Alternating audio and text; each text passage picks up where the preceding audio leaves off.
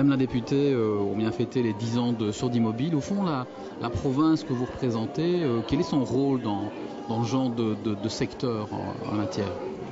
Donc la province, en fait, au niveau du département des affaires sociales, est active sur tout le volet prévention. Donc aussi bien avec mon collègue Georges Pire qui a en charge la santé, lui lutte vraiment sur la prévention des problèmes liés à la surdité. Et puis nous prenons le relais et c'est ce qui nous permet d'aider des ASBL comme Surdimobile par rapport d'une part à la prévention et d'autre part à la sensibilisation des problèmes qui sont liés à la surdité et que donc rencontrent vraiment énormément de gens par rapport à une insertion dans la vie de tous les jours. Alors vous êtes jeune député à la province, quels sont vos projets en la matière? Donc mes projets sont vraiment liés aux problèmes de communication qui sont inhérents à ce handicap. Et donc quand je suis arrivée, vous l'avez dit, je suis toute jeune, mais dans la fonction, pas vraiment.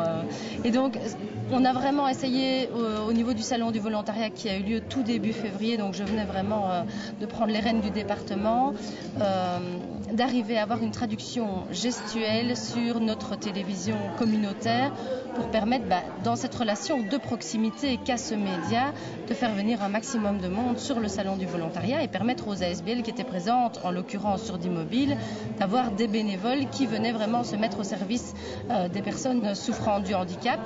Et puis pourquoi pas, on peut voir plus loin aussi et initier ça au niveau de la province, avoir une première sensibilisation, avoir une personne ressource, d'abord au niveau de l'administration de la province et puis peut-être au niveau des sociétés qui sont présentes sur Liège, une personne qui aurait été initiée au langage de base au niveau de la traduction gestuelle et qui pourrait donc avoir un accueil adéquat par rapport aux personnes qui sont sourdes, malentendantes et qui donc sont souvent perdues par rapport à tous les rendez-vous qu'on peut avoir dans le cadre de ces contacts.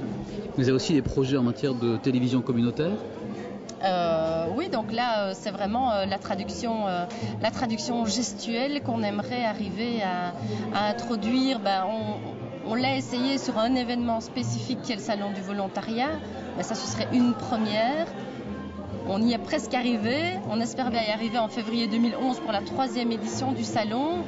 Et pourquoi pas, une fois qu'eux auront introduit le système de la traduction gestuelle, arriver à le pérenniser et l'avoir systématiquement sur tous leurs journaux télévisés.